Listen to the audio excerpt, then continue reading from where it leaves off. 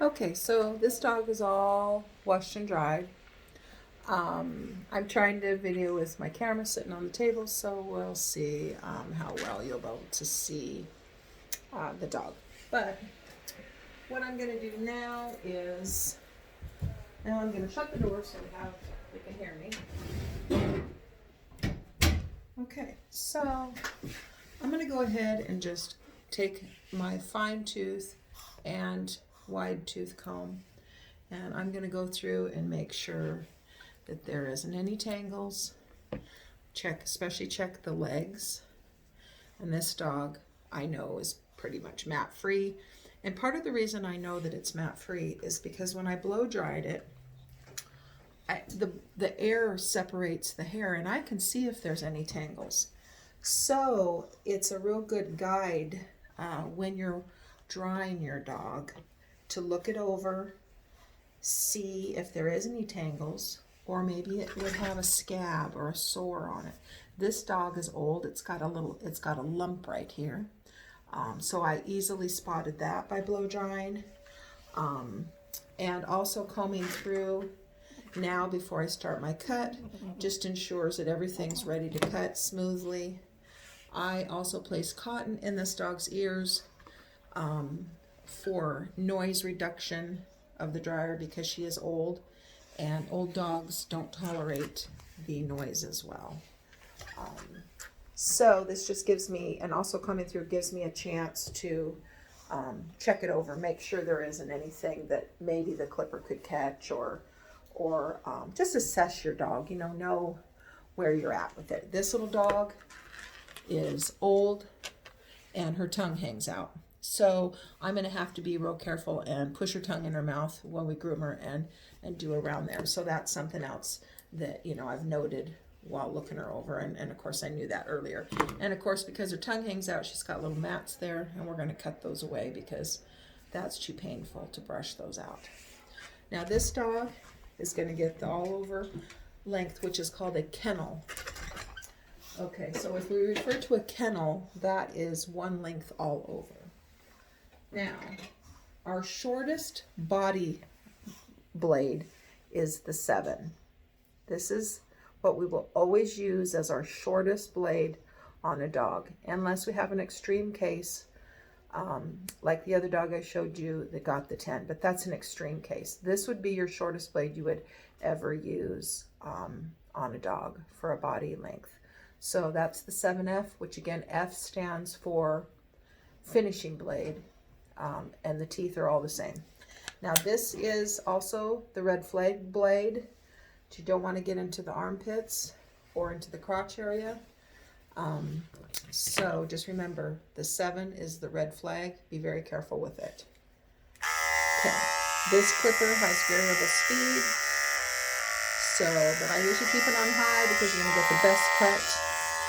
It will heat the blade up faster, so maybe when you're first starting out, you might keep an eye on that. But you can see how much this is taken off. Quite a bit. So that is the 7. And when you do your dog, take that strap off. I'm going to hold her chin.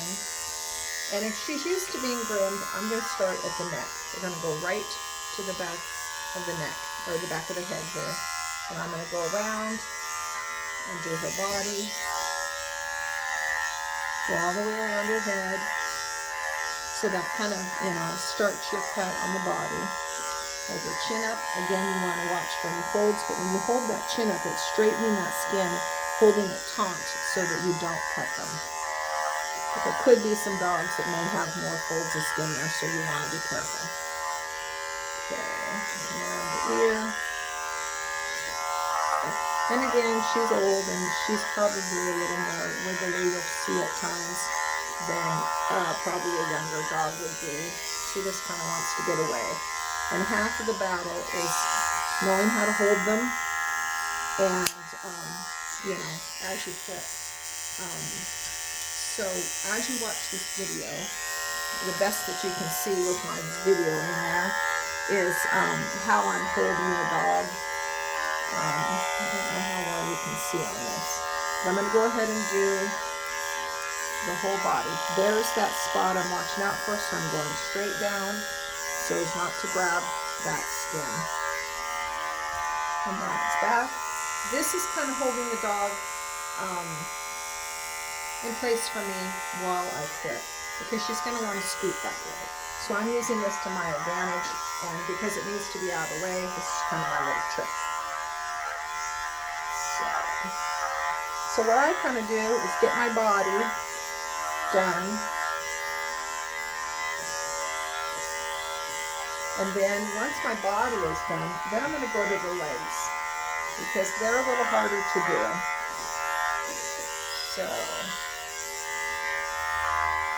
here, now I'm going to turn my table so that I can look on this side, and I didn't have to move. I moved my dog.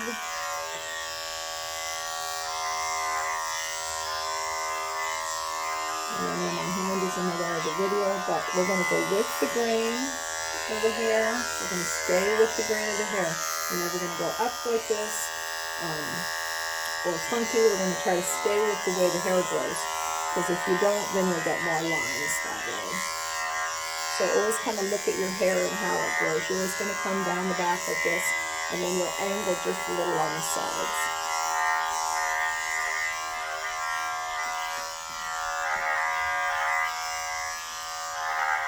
Continuing on the bottom here.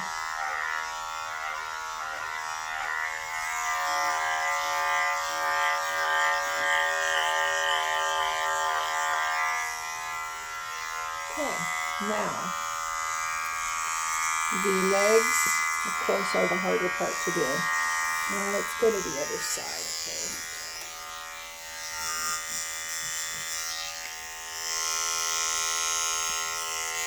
Okay, so again, when I did it with Terry, you want to hold this joint here, because otherwise she's going to pull and move her leg, and I want it to be more steady. So hold that joint and come down the leg. I'm going to watch for that skin there, and I'm just going to shave the whole leg. The reason you're picking the foot up is because when you get down here, the blade is going to hit the table, which you can't see.